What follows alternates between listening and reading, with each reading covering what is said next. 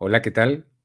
Muy buenas tardes, bienvenidos a todos ustedes a un programa a través de Simichat. Este programa, como cada martes y cada jueves en punto de las 6 de la tarde, tenemos diversos temas con diversos invitados tocando diversos, bueno, así que diversos temas, con la idea, con la pretensión, con el único objetivo de promover el cuidado de la salud integral. Obviamente que hay temas muy interesantes en torno a la situación social que pudieran tener una repercusión directa a la salud emocional de la población en general. Hoy en día hablaremos acerca de un fenómeno social muy lamentable que no solamente ocurre en México, ocurre en muchos lugares, pero particularmente hoy hablaremos de este. Antes de entrar en tema y entrar en materia, me gustaría invitarlos, como saben, somos el Centro CIMI de Salud Emocional, estamos activos las 24 horas del día durante todo el año, ofreciendo atención psicológica a la población en general, a través de llamada al 800-911-3232 y a través de mensaje de WhatsApp a ese mismo número y a través de mensajería, a través de Facebook, por Messenger, también podremos atenderlos. Recuerden, las 24 horas del día, durante todo el año, servicio gratuito. Y antes de presentar a nuestras invitadas del Centro Integral de Ciencias Forenses, a las cuales desde ya agradezco la participación y haber aceptado a esta invitación, me gustaría introducir este tema, este conversatorio, con una frase del novelista estadounidense, también poeta, Charles Bukowski, que me llamó la atención porque creo que se adecúa mucho al contexto en general que hablaremos el día de hoy. Y dice: supongo que el único momento en que la mayoría de la gente piensa en la injusticia es cuando le sucede a ellos. Esta frase, la verdad me llamó mucho la atención. Una, porque, bueno, me gustan mucho los poetas malditos, no sé si los ubican, pero son una genialidad con sus escritos. Y sobre todo porque muchos problemas que causan sufrimiento a las personas no son ajenos totalmente cuando no nos suceden. Nos llama la atención diferentes situaciones de índole social, de injusticia, de enfermedad, de cualquier naturaleza que genere sufrimiento a partir de que nos convertimos de algún modo en partícipes o en protagonistas de esa situación. Con el fenómeno de las desapariciones forzadas, pareciera un fenómeno que está ahí, que todo mundo conoce, pero que muchas veces ignoramos o que incluso desconocemos porque en efecto no nos ha sucedido. Ojalá que nunca nos suceda. Y si nos sucede, ojalá que podamos tener acciones particulares y muy específicas de acción. Hoy en día, por esto, esta tarde tenemos invitadas algunas integrantes del Centro Integral de Ciencias Forenses que nos harán el honor de hablarnos acerca de esto. Y antes de iniciar el tema, me gustaría presentarles a Carla, bueno, que ya se presente brevemente, a Carla, a Alejandra y a Salma. De verdad, un gusto a las tres por su participación. Sé que Salma y Alejandra venían ahí corriendo porque estaban en otras ocupaciones y de verdad agradecemos muchísimo el esfuerzo que hacen por estar por acá. Por favor, como gusten, empezamos con Salma. Por favor, preséntese luego con Alejandra, Carla, y luego volvemos con Alejandra para que nos hable acerca de este fenómeno introductorio acerca de la desaparición forzada y bueno, iremos desarrollándolo poco a poco. Salma, te escuchamos. Hola, buenas tardes. Muchas gracias por la oportunidad, por considerarnos y por invitarnos el día de hoy. Bueno, como ya se mencionó, mi nombre es Salma Pardo, soy antropóloga física. Mis estudios de licenciatura los realicé en la Escuela Nacional de Antropología e Historia y siempre he estado muy enfocada al área de antropología molecular. Continué así para mis estudios de posgrado en el Instituto de Investigaciones Antropológicas de la Universidad Nacional Autónoma de México. Y bueno, pues desde hace ya más de 10 años, cerca de 13 más o menos, me dedico a la docencia y a la investigación, pues en distintos temas que se articulan y se vinculan con el tema de la antropología forense, desaparición forzada, personas desaparecidas o no localizadas, personas ausencias de familiares y demás. Y bueno, pues mi área actualmente se centra más en la somatología forense. Ahorita podremos platicar un poquito más hacia eso, en dar acompañamiento a las familias, a los centros forenses, ¿no? Desde esta parte como más técnica, más metodológica para la identificación y también acompañarlas en todos los procesos de búsqueda en campo. Ahorita también platicaremos un poco sobre qué es lo que pretende Sísifo al generar estos procesos de acompañamiento. Muchísimas gracias y muchísimo gusto. Igualmente. Carla. Mi nombre es Carla Murillo. De formación inicial, soy criminóloga criminalista en la Academia Internacional de Ciencias Forenses y posteriormente tengo una segunda carrera como antropóloga física también en la Escuela Nacional de Antropología e Historia. Actualmente pues también cursando ahí un diploma en criminalística práctica y pues mi área como de incursión realmente, pues sí, fueron todos estos asuntos de desaparición, iniciando sobre todo, ¿no? Con lo del servicio social, estaba en la Fiscalía y de desaparición forzada y cometida por particulares. También, pues ya cuando me integro, ¿no? En estos procesos también de búsqueda con familiares. Y actualmente pues también estoy desarrollando ahí algunos proyectillos acerca de algunos procesos de violencia en el ámbito de desaparición, ¿no? Y pues nada más. Muchas gracias y mucho gusto. Alejandra nos dice, también se presenta con nosotros y por favor, Alejandra, desde ya, ojalá nos pudiera ayudar un poco en la introducción y la actualidad de este tema, de este fenómeno. No es un tema, es un fenómeno porque tiene diferentes aristas, diferentes matices de donde tocarse, hay distinciones muy puntuales, porque estamos hablando justamente de una generalidad, desapariciones, pero este fenómeno engloba todo un espectro, obviamente, y desde ahí ya nos gustaría que luego de presentarse pudiera darnos estas anotaciones. Claro que sí. Bueno, pues buenas tardes, muchas gracias por la invitación. Mi nombre es Alejandra Rodríguez Trujillo. De formación inicial soy psicóloga, de ahí ya comencé, bueno, psicóloga y me especialicé en el área de psicología social. De ahí inicié mis trabajos ya específicamente.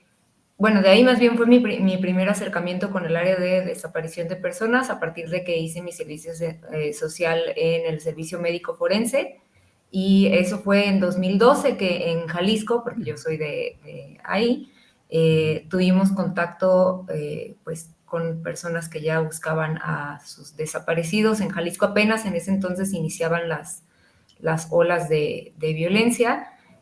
A partir de ese momento, pues ya tengo este primer acercamiento. Después inicié ya otros estudios ya relacionados a temas de violencia. Después hice una maestría en justicia penal y seguridad pública. Durante los últimos 10 años he trabajado en los 3 sectores de gobierno, principalmente en áreas de seguridad pública, y también en las Naciones Unidas contra la Droga y el Delito y en diferentes instituciones privadas a nivel nacional e internacional, como consultora en seguridad pública y en diferentes temas desarrollados para la identificación de patrones y de temas relacionados con el crimen organizado y violaciones graves a derechos humanos, ¿no? Ha sido principalmente las áreas en las que he estado trabajando. Muchísimo y pues, gusto, Alejandra. Gracias, muchas gracias.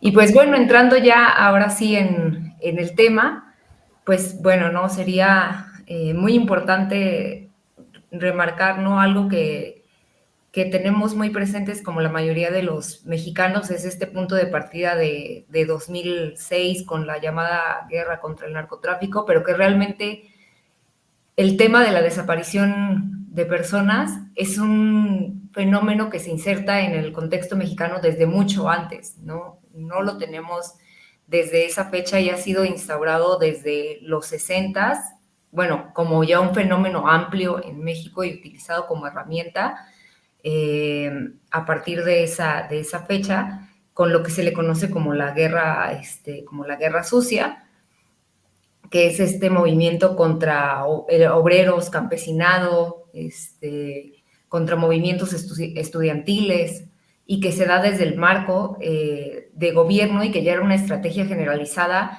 principalmente en Latinoamérica, pero que ya se venía reflejando como como un tema a nivel global, ¿no? Justamente como respuestas gubernamentales ante los movimientos que se daban entre las poblaciones discordes ante las manifestaciones poblacionales, ¿no? Entonces, ya es una herramienta que viene por parte del Estado contra estas disonancias de la población, ¿no? De ahí deviene ya esta estrategia que se va desplazando después hacia otros sectores de la población, como ya comienza a ser grupos criminales y de particulares, ¿no? Entonces, la vamos viendo reflejada después, ahora, en los conflictos de baja intensidad, en los 90s, por ejemplo, ¿no? Y ya después se traslada a esto que conocemos como la guerra contra el narcotráfico y que la vemos muy acuciada precisamente por este discurso que utiliza Calderón del enemigo único, enfocado ya a que todos tenemos particularizado a quien sea desaparecido, es porque en algo andaba, porque era una persona que estaba enfocada en cometer determinados crímenes, en estar trabajando del lado de los contrarios, y entonces se va estigmatizando justamente a todas estas personas desaparecidas, justo porque la idea es quitar la responsabilidad al Estado de la estrategia de seguridad, ¿no? Y entonces a partir de esto es cómo vamos teniendo ya el aumento de las desapariciones y se va generalizando como una estrategia sistemática de operación, no nada más entre el ejército, entre las fuerzas de seguridad y de orden público, sino que pasa ya también a manos de otros grupos de criminalidad, ¿no? Y que además se utiliza también entre otras sortes de delitos, ¿no? Porque no todas las desapariciones, y justo lo mencionabas anteriormente, son iguales o tienen las mismas connotaciones, ¿no? Tenemos también diferentes tipos de víctimas, no porque unas sean buenas y otras malas, sino con el enfoque de cada estado tiene sus particularidades en los movimientos de la criminalidad que conlleva cada uno de ellos. Entonces, por ejemplo, tenemos que en los estados fronterizos o en los que tienen ciertos tipos de movilidades, vamos a ver que las personas migrantes son las más proclives a desaparecer, mientras que en estados como Jalisco, Quintana Roo, que son estados en los que se comete mucho trata de personas con fines de explotación sexual, vamos a tener unos perfiles muy claramente identificados, por ejemplo, de mujeres adolescentes o niñas incluso, para estos fines específicos, ¿no?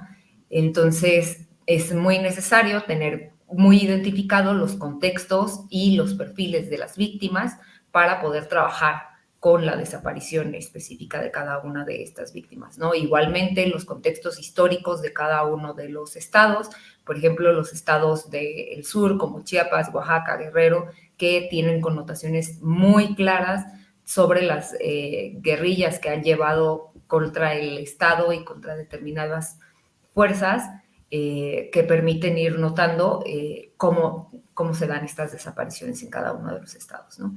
Sí, muchísimas gracias. Y justo me parece sumamente interesante resaltar esta parte de la estigmatización que se tiene en términos generales de la desaparición, porque incluso, bueno, cuando hemos tratado con personas que lamentablemente han tenido o viven la experiencia de un familiar desaparecido, pareciera que llegan a las instancias, obviamente gubernamentales, ¿no? Y son como revictimizados en ese sentido, ¿no? Porque pareciera que va el discurso en torno a la estigmatización, mayormente, y desmiéntanme si es así, pero mayormente cuando son varones, es que en algo andaba, seguramente estaba involucrado en una situación semejante, y bueno, pero sí, la estigmatización que existe en torno a la desaparición, sobre todo cuando hablamos de desaparición forzada, pues sí, en efecto tiene esta estigmatización en diferentes momentos, y desde ahí llama la atención sobre todo porque la familia o los familiares, obviamente, y me da pie a introducir a la siguiente parte. el impacto de por sí que se genera por la desaparición, pues es mayúsculo en términos emocionales y en muchas esferas de la persona, ¿no? Social, familiar, económico, de roles y demás, porque habría que ver quién desapareció, cómo desapareció, cuándo desapareció, etcétera. Estas distinciones muy particulares que hacen que una situación sea de muchísimo, muchísimo impacto. Yo creo que no va a haber ninguna desaparición que sea peor que la otra porque ataca la subjetividad pues de la persona, de la familia, del individuo, de su privacidad, etcétera, etcétera. Bien, pero me parece muy interesante la distinción que hace, obviamente de manera breve, porque le escuchaba y decía, no, es un bagaje histórico del desarrollo pues amplísimo, sobre todo por el impacto social que tiene y las instancias gubernamentales y su protagonismo en medio de todo esto. Cuando habláramos del trabajo que se tiene que hacer entonces, hablamos ya hoy en día, como lo escucho de parte de ustedes y de su formación académica, de una atención y enfoque interdisciplinar. ¿Cómo empezar a abordarlo esto? Y me parece sumamente interesante porque a lo mejor quienes hemos tenido la oportunidad por alguna razón de estar en campos de búsqueda de personas desaparecidas en todo esto, de pronto hay como una desprotección, obviamente por el impulso de encontrar al familiar. La primera acción es yo me voy a donde sea, como sea, y no me preguntes, porque no hay un protocolo. Pues nadie, hace un momento platicaba con Carla brevemente, nadie sabemos de esto hasta que nos pasa, ¿no? Y hasta que gradualmente nos vamos involucrando. Pero bueno, lo interesante de que esto se ha vuelto, lamentablemente digo, porque surge a partir de una necesidad muy lamentable, pero dentro de lo extraordinario también es que se ha ido viendo la interdisciplinariedad de la atención, ¿sí? ¿Cómo converge todo esto y cómo pudiéramos apuntar esta situación? Pues mira, realmente igual creo que todos nos sorprendemos mucho, ¿no? El cómo sí encajan bastante bien y hace este engrane entre diferentes especialidades como las tenemos nosotras, ¿no? Al momento en que uno está estudiando, pues, su carrera, nunca estás como preparado para hacer un plan de búsqueda, ¿no? No te preparan para eso. Además, sí tenemos una formación, claro, digámosle forense, en las diferentes disciplinas que estamos manejando. Pero, por ejemplo, bien para el plan de búsqueda, estábamos viendo que justamente nuestras carreras se complementan bastante bien para realizar los diferentes procesos que debe de realizarse durante una búsqueda, ¿no? Desde el inicio de que se hace la denuncia de desaparición, mientras se hace también el proceso de la carpeta de investigación, quiénes están interactuando ahí.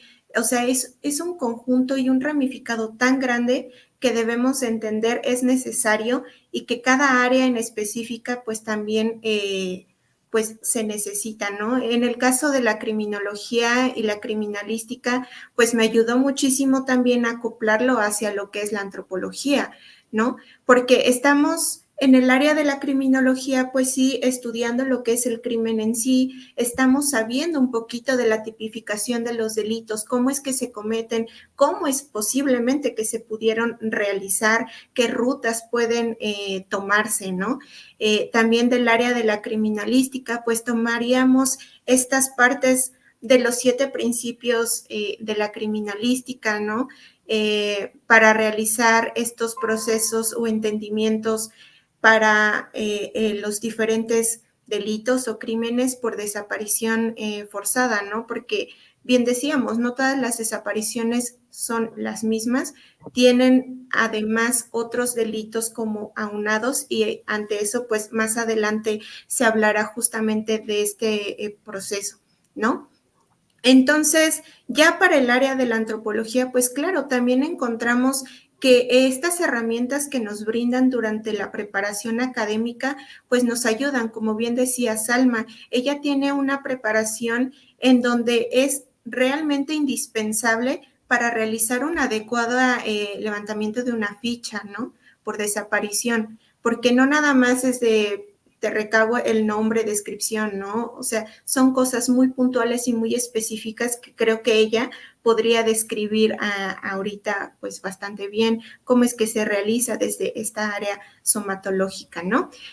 También como antropólogo, ya cuando estamos acompañando a los familiares en campo, estamos viendo que estas herramientas, tanto de arqueología también, con los que tenemos compañeros en arqueología, en criminalística también, que hacen el proceso de búsqueda en campo, pues nos apoyamos bastante y aprendemos también de esas técnicas que a final de cuentas pues convergen y nos impulsan a realizar una buena búsqueda o un plan, ¿no?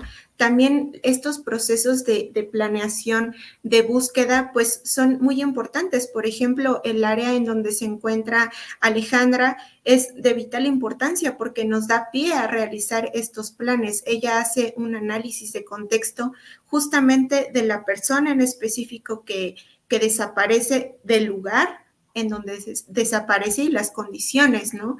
Por las cuales esta persona no se encuentra o se encuentra desaparecida, ¿no? O ausente.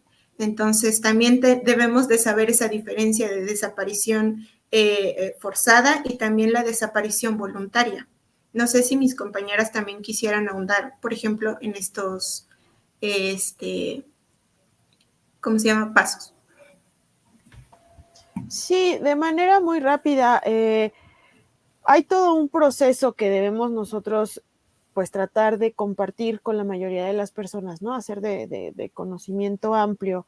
¿Qué hay que hacer una vez que notamos la ausencia de un familiar, de un conocido, de un compañero, amiga, hijo, hermana, ¿no? Va a variar un poquito de entidad federativa a entidad federativa, porque quizá no todas las instituciones son las mismas, entonces los pasos pueden cambiar un poquito. Les podemos hablar de distintos contextos. Ahorita Alejandra me podrá ayudar a complementar un poco en algunos estados donde ella ha tenido la experiencia de trabajar, ya sea en fiscalías o comisiones, en donde más o menos hemos tenido posibilidad de desarrollarnos un poco y de acercarnos a este fenómeno de la desaparición. En el caso de la Ciudad de México, en particular, se recomienda que, por ejemplo, la persona vaya y realice la denuncia a fiscalía. Hay una fiscalía especializada en desaparición de personas. Entonces, acercarse a la fiscalía. También hay otra institución a la que hay que acercarse, la Comisión Local de Búsqueda, ¿no? Bueno, todos los estados tienen, entonces ahí sería prácticamente lo mismo en la mayoría. En el caso de la Ciudad de México también se cuenta con Locatel, que es un sistema de difusión de información donde uno puede consultar, pero también donde uno puede generar este tipo de denuncias. Y Locatel lo que ayuda es a cruzar cierto tipo de información de distintas instituciones como hospitales, centros penitenciales y demás, para saber si en algún momento la persona ingresó a un hospital como no identificado o está detenido o se tiene alguna información de la persona. Entonces, lo que se pide es que las personas estén monitoreando, pues, no llamando cada 3-4 horas a este número, que en la Ciudad de México es el 55 658 1111, para que puedan tener ahí pues la asistencia de alguien que todo el tiempo esté monitoreando. Lo mismo pasa Fiscalía, ¿no? Se levanta esta primera, pues, acercamiento a la carpeta de investigación, ¿no? Antes de que lo importante y lo que nos gusta como aclararle a las personas, es mentira que tengan que pasar 72 horas. O sea, eso no es necesario. En el momento en el que nosotros consideramos que la persona se puede, pues, ¿no? Sentir como ausente, o sea, que quedó de llegar a las 3 y son las 8 y no llegó, claro, no pasa nada, o sea, es mentira que tengan que ser 72 horas, o sea, no, que eso no sea impedimento para que les brinden la atención en estas instituciones como Fiscalía y Comisión de Búsqueda.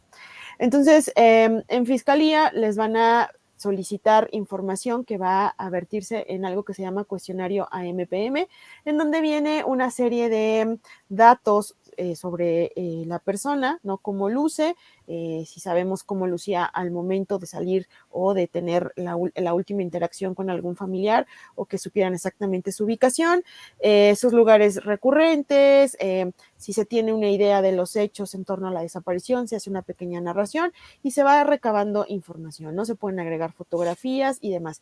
Esto también sirve para los boletines de búsqueda, las fichas de búsqueda, va cambiando de nombre dependiendo de, ¿no? Puede ser fotovolante, ¿no? O sea, insisto, Sí. depende de fiscalía a comisión o de alguna otra institución a la que la familia se acerque. Entonces, Claro. en esta ficha para búsqueda se solicita que tengan una fotografía que sea pues lo menos retocada posible, lo más reciente posible, y en donde se puedan apreciar los rasgos, que no esté pixeleada, que no esté barrida, ¿no? O sea, hay como ciertas características, pero bueno, si no hay, con la que pues cuente la familia, esa podrá servir, y se hace una pequeña descripción de los rasgos más importantes.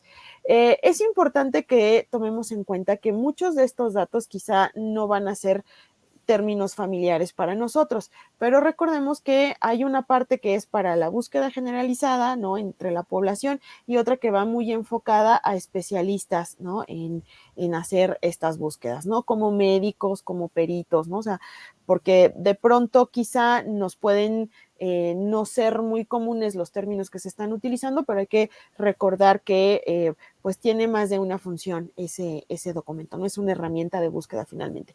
Y vienen algunos números de contacto. Es importante que si van a compartir alguna ficha de estas en sus redes sociales, jamás compartan su número de teléfono directo. Sabemos que las estafas se generan así a los 5, 10 minutos de compartir una fotografía de estoy buscando a mi familiar, por favor ayúdenme. O sea, las primeras llamadas van a ser fraudulentas, van a ser con otros fines, y para evitar eso se colocan números oficiales, números verificables, en donde realmente la información que se recibe se filtra y se va corroborando que sea útil o que no. Entonces, más o menos esa es la idea, ¿no? Tenemos distintos protocolos que se van activando dependiendo si se pierde un niño, si se pierde una mujer, si se pierde un adulto mayor, ¿no? Entonces, ahorita mis compañeras podrán entrar un poquito más en detalle en eso, pero que sepan que, insisto, no hay que esperar 72 horas, tienen que ir a fiscalía y a comisiones, y la ayuda se les tiene que brindar de manera inmediata, y tiene que ser, pues, de acuerdo a las necesidades únicas de la persona que estamos, para activar cierto protocolo, a partir de esas características de la persona que estamos buscando. Muchísimas gracias. De verdad que creo que estos elementos que nos ha dado, bueno, como ir marcando el ABC de las maneras en cómo podemos accionarnos o accionar, de verdad que son cosas que obviamente, como población desconocemos en general, porque pues son cosas, como lo decía al principio del programa, que pues no necesitamos mientras no nos vemos involucrados, como otras muchas realidades. Indudablemente que ha hecho también una connotación, los mitos, ¿no? De las 72 horas, hay que esperar, y que de pronto es un argumento al que se sigue recurriendo muchas veces. Obviamente que cuando hay una desaparición, cuando se empieza a notar la ausencia, como bien lo notaba, desde ahí empezar a accionarnos, desde ahí empezar a movilizarnos. ¿Por qué? Porque el tiempo vale muchísimo. El tiempo, de verdad que es así, debe ser urgente en ese sentido. Ahora, y retomando un comentario de nuestros seguidores que están acá, ¿no? Respecto a, bueno, menciona a los patrones, pero más bien es como a los contextos, y quisiera llevarlo hacia allá, hacia donde va Alejandra a comentarnos, ¿no? Hay contextos, obviamente hay un protocolo, pero cada protocolo incluso se va a adecuar dependiendo del contexto y la situación en la que se dio la desaparición, como ya lo mencionaban, edad, género, etcétera, ¿no? Todas estas distinciones que se hacen de manera muy particular. Y justamente llevarnos hacia allá, hacia estos contextos y hasta esta situación, Alejandra, por favor, ayúdanos con esta parte. Ok, quisiera primero retomar como algunos puntos que mencionaron hace un momento y hacer algunas distinciones, ¿no?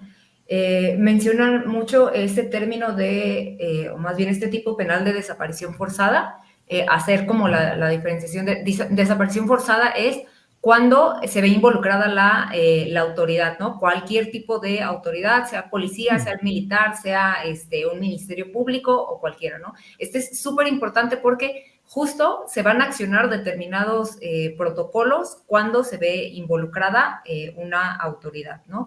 La desaparición involuntaria o por particulares ya es justamente cuando cualquier persona de orden civil es la que se ve como responsable de cometer esta desaparición, ¿no? Y tenemos otro término que es el de persona no localizada, que se supone que se remite a cuando no tenemos pruebas de que la persona que no tenemos conocimiento de dónde se encuentra, no fue víctima de un delito, ¿no? Ahora, este es un debate todavía porque en la mayoría de estados hay muchos contextos en los que caemos como en la presunción de delitos, pero no hay evidencia suficiente para sustentar esto, ¿no? Entonces, es una figura que todavía se lucha en muchos estados para desaparecer justamente por este efecto, ¿no? Ahora, mencionabas este tema de los estigmas, justamente por este mismo tema de los contextos, es algo en lo que nos apoya mucho el enfoque diferenciado, ¿no? Y el análisis de los contextos, porque justamente podemos decir, ¿no? La desaparición de un hombre quizás para mí no es tan relevante, pero entonces yo puedo decir, bueno, sí, porque el hombre tiene muchas herramientas para defenderse, para tal, pero a ver, si me voy a una estadística, el hombre por estadística, entre tales y tales edades, es quien tiene más posibilidades de ser desaparecido en la mayoría de los contextos a nivel nacional, ¿no? Entonces sí está en una posición de riesgo. Luego, si nos vamos a la mayoría, desafortunadamente, de casos que siguen ocurriendo dentro del país, que va por este lado del estigma, que sigue siendo este tema de, es que se fue la mujer de tales a tales edades, se fue con el novio, ¿no? Y entonces, no, una mujer desaparecida, automáticamente en el momento en el que yo reporto su desaparición, se considera un caso de riesgo, porque justamente para eso está creado el protocolo ALBA, y si es una mujer de menor de edad, entonces el protocolo AMBER para garantizar que se accionen temas de seguridad incrementada, ¿no? Justamente porque se considera como mayor riesgo, ¿no? Entonces hay casos de actuación específica, ¿no? Entonces, justo el tema de identificar en qué posibles contextos de riesgo nos encontramos, si la persona a la que estamos buscando es defensora de derechos humanos, si es perteneciente a un colectivo en específico que ya ha sido amenazado o si no pertenece a un colectivo como tal, pero identificamos situaciones de amenaza, si pertenece a grupos vulnerables, si en la localidad en la que está ya se han vivido amenazas o situaciones de riesgo previas, ¿no? Porque justo el tema de identificar un patrón nosotros mismos como población, ¿no? O sea, en mi colonia ya han habido 3 desapariciones previas de personas con características similares, o en la colonia han habido eventos pues de inseguridad en el mismo mes o en los mismos 3 meses previos. Entonces esto para mí ya es un foco de alerta, ¿no? Muchas veces esperamos que la misma autoridad sea la que nos dé estos patrones de riesgo, pero nosotros ya los tenemos identificados, ¿no? Entonces también para nosotros esto tomarlo a consideración de manera primaria, ¿no? Y presentarlos a la autoridad, ¿no? Al momento de estar haciendo nosotros nuestras denuncias, ¿no? Claro que dentro de los protocolos que es importante nosotros conocerlos, si bien dices, y claro, ¿no? Nadie quiere conocer esta información de manera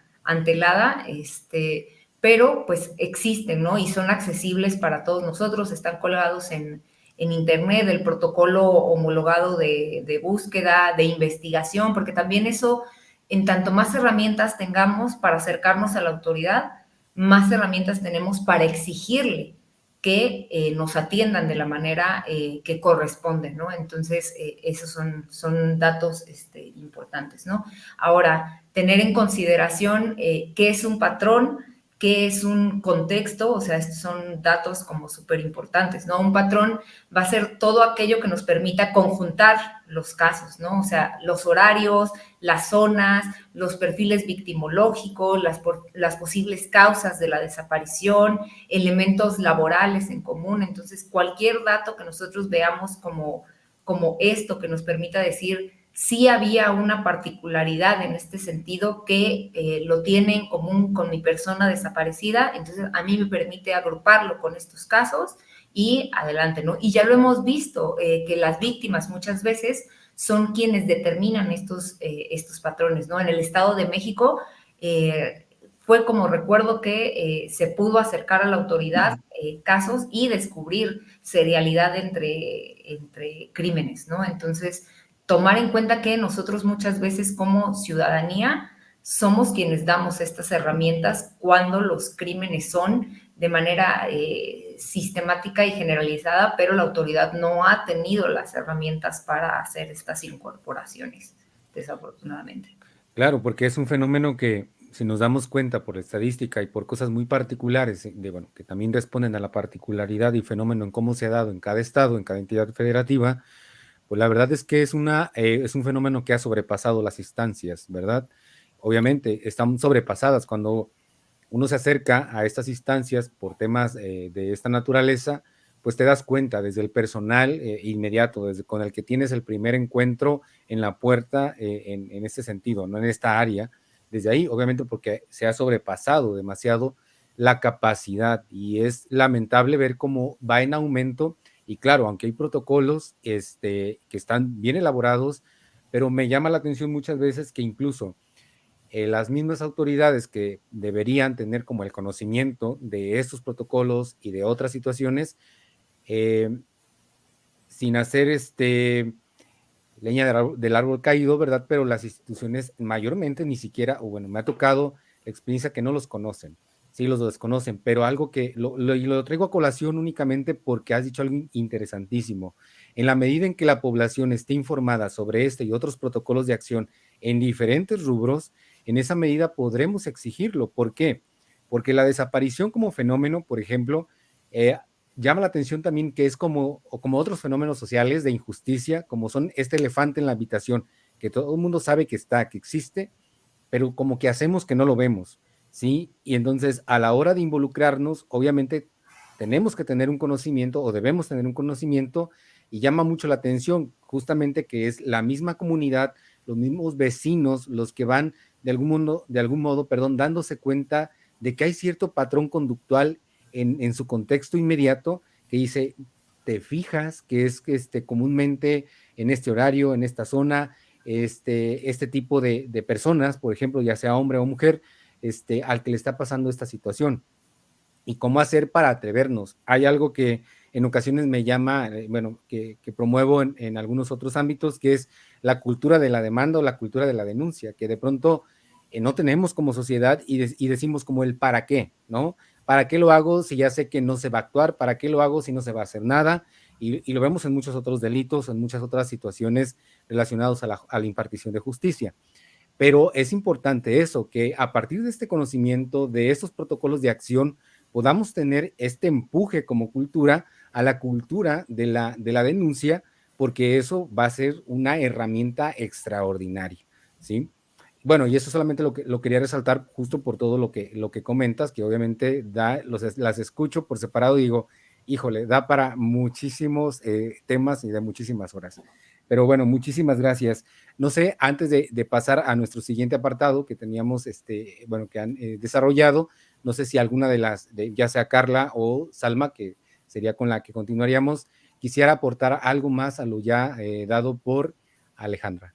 Sí, también aunado a lo que dices acerca de esta cultura de la denuncia, también recalcar cómo es que está todo este contexto, ¿no? Del inicio de la desaparición forzada en México, pues justamente es una forma de represión, intimidación inmediata hacia tu persona, ¿no? Entonces, en el momento en que tú sabes o tienes el conocimiento de que una persona está cometiendo un delito, que sabes, ¿no? Ya la población tiene conocimiento de casas de seguridad, tiene este conocimiento de las personas que que cometen ciertos número de delitos, claro que no se van a involucrar en hacer una denuncia, ¿no? Aunque bien es sabido que hay denuncias anónimas, pero pues también tenemos esta tipificación de lo que comenta Alejandra, ¿no? La desaparición forzada cometida por particulares, y en algunos casos, desafortunadamente, hemos visto que las propias autoridades pues están involucradas en estos procesos de denuncia, que saben quiénes están denunciando y están filtrando esta información, que claro, pone en peligro a toda esta comunidad que intenta apoyar a estas personas que se encuentran víctimas de un delito, ¿no? También considerar, como se mencionó desde un inicio, tenemos tanto la víctima directa, que es la persona desaparecida en cuestión, así como las víctimas indirectas del delito, que en este caso serían todos estos familiares que se avientan hacia un proceso de búsqueda, de denuncia y de iniciar estos procesos del levantamiento de la ficha de desaparición de sus familiares, ¿no? Mencionarles también, por ejemplo, que deberíamos de estar conociendo qué leyes están sustentando estos procesos. Creo que es importante mencionar que tenemos tanto el protocolo homologado de búsqueda, tenemos también la Ley General en materia de desaparición forzada, que a partir del artículo 80, si no mal recuerdo, nos dice acerca de estos procesos, ¿no? De denuncia, cómo es que debemos de hacerlo, ante qué instancias debemos de realizar estas denuncias, qué necesito para realizar esta denuncia, y como tal lo decía Salma, ¿no? O sea, son estos datos importantes, lo puede realizar cualquier persona, tanto de manera anónima, o también, ¿cómo se llama? Pues proporcionando mi nombre, ¿no? Además, aunado a mencionar algunos aspectos que hemos notado, que es importante, además de brindar todos estos datos personales de nuestros familiares, pues también brindar el número telefónico. Actualmente, los números celulares son básicos o muy indispensables para los procesos de búsqueda, ¿no? Entonces, brindar también ese tipo de información, claro que ahí en el momento en que tú estás levantando la denuncia, pues te van a requerir esta información, ¿no? Pero también es importante mencionar estos, ¿cómo le llamaban? Como actividades que comúnmente hace esta persona, ¿no? Saber por dónde transitaba, con quién más se comunica, ¿no? Porque Sus muchas hábitos, de ¿no? las desapariciones también es normalmente de gente que se conoce. Entonces, también tomar en consideración esta parte. Muchísimas gracias. Bien, antes de continuar con la participación de Salma sobre esta parte, y bueno, de todas en nuestros últimos 10 minutos de participación, gracias a todos los que se han conectado, gracias también a todos los que verán este programa grabado. En verdad, agradecemos muchísimo sus saludos a todos ustedes. Y bueno, nada más comento aquí una última pregunta. ¿Por qué cuando se hace una denuncia tan delicada y dolorosa no hay empatía, además los procesos se alargan? Bueno, un poquito de lo que ya comentábamos hace rato de la atención interdisciplinar. Obviamente también, antes de continuar con esta parte, y quien guste responder esta pregunta, cuando se da el fenómeno, cuando se da la desaparición de un familiar o de un familiar, a menudo se nota, ¿no? Es normal o es esperado, vamos a decirlo así, es esperado que los familiares, en este impulso de encontrarlo por todo el contexto que hoy en día ya se conoce, no estamos hablando de años anteriores, sino actualmente me voy a la búsqueda porque por otras experiencias, por lo que hemos escuchado y obviamente porque se trata de un familiar, ¿no? Independientemente de eso. El impulso, como también lo comento porque alguien acá en nuestros comentarios nos decía, de pronto en este impulso válido, obviamente válido, de pretender encontrar al familiar, pues podemos, uno, entorpecer el proceso y dos, tal vez ponernos en riesgo también. Y a menudo escuchamos en los grupos de búsqueda, en lugar de andar buscando uno, terminamos buscando a dos en la misma familia. Pero bueno, regresando y atendiendo a esta pregunta, y luego con eso continuamos con la información final. ¿Qué decir sobre la empatía? ¿Qué decir sobre estos procesos que obviamente que incluso por naturaleza pues son largos, ¿verdad? Porque el proceso de encontrar y de buscar a una persona que parte del estudio de contextos, de patrones y demás, pues obviamente ya desde ahí tiene un proceso y procedimiento que se tendría que vigilar y se tiene que vigilar obviamente para que pues sea lo más eficaz posible. ¿Qué decir y qué comentar al respecto? ¿Quién guste hacerlo? O Salma, que ha estado más calladita. Bueno, esta parte me gustaría un poco más dejársela a Alexa, porque bueno, ella, Ok, pues ok. como comentaba hace un rato, ¿no? Por la formación de base que tiene, eh, quizá podríamos complementar desde las distintas disciplinas un poquito, porque pues es importante, ¿no? Que sin importar cómo intervenimos en la búsqueda, estemos pues siendo empáticos, ¿no? Pero sí me gustaría que ella diera como un intro y comentamos un par de cosillas más. Perfecto. Alejandro, te escuchamos. Ok.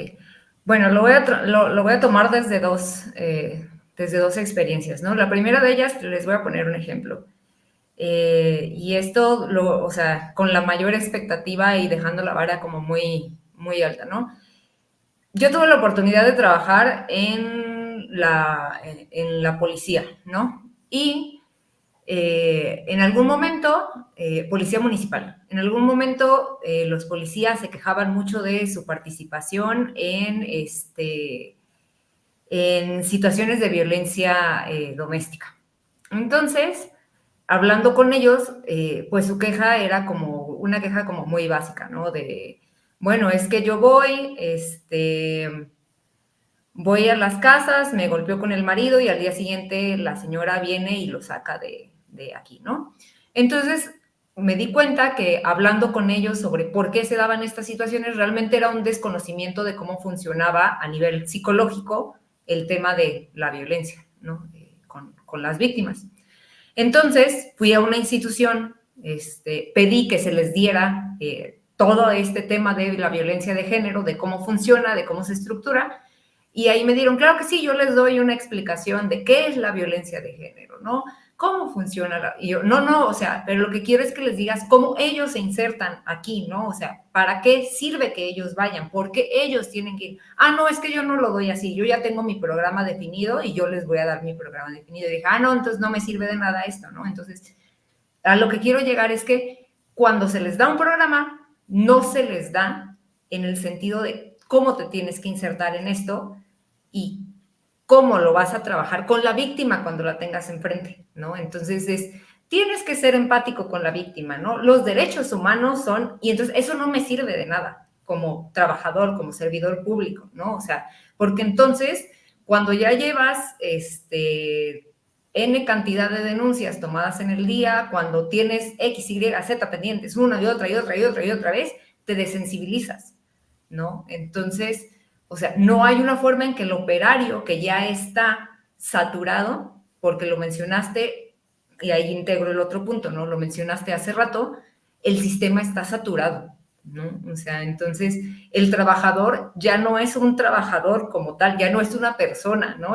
Normalmente quienes trabajamos dentro de los derechos humanos no tenemos derechos humanos, ¿no? Entonces, esto se vuelve una máquina violatoria de derechos humanos de todos los que estamos inmersos dentro de, y la persona ya no es una persona tampoco, ¿no? Entonces, esto se vuelve un tema de, o sea, sí, necesito sacar otro, y necesito sacar otro porque ya tengo otros 10, ¿no? Entonces, sí, dígame, o sea, ya, ¿quién? El que sea, y el que sigue, y el que sigue. Entonces, no es una justificación, por supuesto que no, quien vaya a trabajar estos, pero tampoco es y a lo que quiero llegar también es, pues, si vas a trabajar en estos temas, tienes que estar dispuesto a que te latiguen, ¿no? No, a ver, tampoco se trata de esto, ¿no? O sea, es que el sistema falla desde que no da las condiciones para que se trabaje el tema, ¿no? Y para que quien trabaje con la víctima pueda trabajar con la víctima, ¿no? O sea, hay protocolos internacionales que dicen, cuando trabajes con la víctima, tienes que darle un espacio físico de seguridad. ¿Cómo le voy a dar un espacio físico de seguridad si ni siquiera yo tengo un espacio, ¿no? Yo no tengo una silla, o sea, tengo que llegar a pelearme por la silla, tengo que llevar mi propia computadora para tomar la denuncia,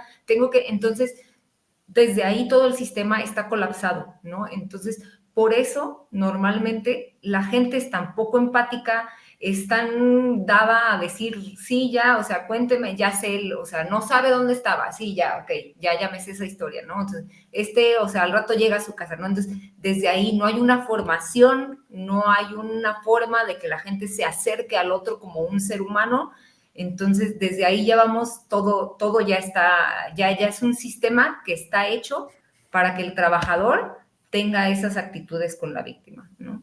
Claro, no dan ganas. Yo a menudo pienso, digo, en mi trabajo también, en mi labor como psicólogo, digo, pues no olvidar esta parte, somos personas atendiendo personas, y cuando tienes a tu cargo personas que tienen que atender personas, siempre hago ese juego de palabras, no olvidar eso, porque bien lo ha dicho, ¿cómo voy a exigir empatía si no la están recibiendo? Obviamente que es un patrón que se comunica. Y si yo olvido que trato personas, pero a la vez tengo a mi cargo a personas que están atendiendo a estos y son la imagen, debo tener este grado de acercamiento empático que incluso vaya desde... Yo soy muy fijado en ese tipo de aspectos, desde el saludo inicial, lo has dicho de una manera muy sencilla, desde el lugar que le doy para que trabaje, desde la manera en cómo le pido que haga las cosas, pues obviamente eso lo va a disponer también a atender así al que llega con él. Cuando lo saturo de cosas, cuando lo saturo de trabajo, de exigencias, sin un acercamiento empático, porque tengo que sacar, porque hay números que hacer, porque hay casos que resolver, y obviamente entendemos que la saturación, que cuando algo sobrepasa un sistema, despersonalizamos todo, despersonalizamos desde esta entidad. Obviamente que vamos a despersonalizar no el servicio en sí, sino a las personas que llegan con una necesidad bien particularidad. Y esto ocurre en muchísimas áreas. La despersonalización, hoy en día, con esta dinámica social, está a la orden del día, de verdad, y es terrible ver cómo hay personas atendiendo personas colapsadas. Entonces le dices, híjole, pues ¿cómo le pido empatía? Si como lo tengo yo, que estoy encargado de personas. Pero bueno, híjole, nos está consumiendo el tiempo, pero encantadísimo yo con el tema, y la audiencia también que nos está diciendo un comercial, y con ese cierro, bueno, ya lo dejo al final, para que, Salma, por favor, ayúdenos quiénes son, cómo contactarlos, porque al final de cuentas necesitamos esta parte también práctica de contacto, dónde, cómo localizarlos para recibir de manera puntual talleres, preparación, formación de este tipo de temas que necesitamos saber como población, no, obviamente porque nos vaya a pasar, ojalá que nunca nos pase, pero de todas maneras tener los elementos para reconocer y saber cómo actuar, o al menos cómo no exponernos a situaciones de riesgo. Te escuchamos, Alma. Claro, bueno, rápidamente decíamos, formamos parte del Centro Integral de Ciencias Forenses, las siglas serían en este caso CICIFO. Nos pueden escribir al correo contacto.cicifo, las dos con C, @gmail.com. Y lo que nosotros podemos hacer por ustedes es ayudarles en el sentido de generar una asesoría, una planificación, explicarles cuáles son los contenidos mínimos de un peritaje, de un análisis de contexto. Si requieren una consultoría técnica, con mucho gusto se los podemos brindar. La idea que nosotros tenemos es poder contribuir al acceso pues más eficiente, ¿no?, a los derechos humanos de las personas que están en búsqueda de algún familiar, pues también, ¿no?, logrando una pues buena impartición de justicia, obviamente mediante esta formación que también les brindamos. Tenemos talleres de capacitación, decíamos ahí, más o menos uno al mes, cada sábado. Si ustedes nos mandan un correo de nuevo insisto, contacto.cicifo@gmail.com, les podemos mandar el calendario, los temas, pero bueno, independientemente de los que ya están calendarizados, también se pueden acercar a nosotros desde colectivos, familiares, personas individuales, lo que sea, instituciones, quienes lo requieran, y podemos diseñarles un taller de acuerdo a lo que estén en ese momento solicitando. En este caso puede ser formación, asesoría, y también recordarles que brindamos acompañamientos, ¿no? En el proceso de consulta y de validación de todo lo que pueda contener su carpeta de investigación, ¿no? Ayudarles, ¿no?, a hacer como un pequeño checklist de qué sí, qué les falta, qué no les han hecho, brindarles pues algunos consejos, sobre todo para que estas dinámicas frente a las instituciones sean lo más llevaderas posibles. O sea, sabemos que la situación no, o sea, jamás va a ser cómoda, nos rebasa en muchos casos. Hablábamos, ¿no? No hay un proceso de empatía, pero también nosotros debemos estar bien informados, bien informadas. Entonces, desde Sísifo, nosotros con mucho gusto les ofrecemos toda la ayuda y colaboración para ayudarles a esta formación. Decíamos, el proceso es largo, entonces, mientras más rápido entremos en estas dinámicas de conocimiento sobre cuáles son los pasos a seguir, qué se puede exigir, a qué instancias, de qué manera, cuáles son las bases jurídicas, pues es un poco más, más acelerado el proceso, ¿no? Entonces, bueno, también recordarles que nosotros estamos para ayudarles, ¿no? Es algo que siempre hemos dicho desde las diferentes disciplinas de las que formamos parte, ¿no? Somos 10 personas quienes conformamos este centro. Estamos contando con arqueólogos forenses, antropólogos físicos especializados en antropología forense, criminalista, criminóloga, psicólogos, comunicólogos, geógrafos, lingüistas, o sea, tenemos un repertorio amplio de personas involucradas en las diferentes disciplinas forenses que impactan para poder coadyuvar en sus procesos de búsqueda, que están pues a la disposición en la medida en la que ustedes nos soliciten la ayuda. Muchísimas gracias. Antes de despedir y cerrar el programa, Carla, Alejandra, Salma, de verdad, agradecidos como Centro CIMI de Salud Emocional por las aportaciones. Indudablemente, ojalá que en otro momento tengamos nuevamente la oportunidad para dar una segunda parte a todo esto que indudablemente es de suma importancia, es medular en situaciones de impartición de justicia, sobre todo con este fenómeno de las desapariciones. Gracias, Carla. Gracias, Alejandra. Salma, no sé si tengan algo con lo que les gustaría cerrar este momento y ya con eso nos despedimos. Algo de medio minuto. No, pues mencionarles que también toda esta ayuda que se les está brindando realmente no tiene como tal un costo para las personas que tienen algún familiar desaparecido, ¿no? Ya talleres más puntuales, sobre todo nada más para capacitación, etcétera, ya sí tendrían un costo, pero específicamente para familiares, no. Ok. Bien, pues les agradecemos muchísimo, Carla, Alejandra y Salma, por su participación. Recuerden, en el Centro CIMI de Salud Emocional procuramos promover el cuidado de la salud emocional de toda la población. Estamos las 24 horas del día durante todo el año. Llámenos al 800-911-3232, también a través de ese mismo número por mensaje de WhatsApp o por Messenger, y con todo gusto estaremos atendiéndolos sin costo las 24 horas del día durante todo el año. Un gusto, muchísimas gracias y nos vemos en el siguiente programa.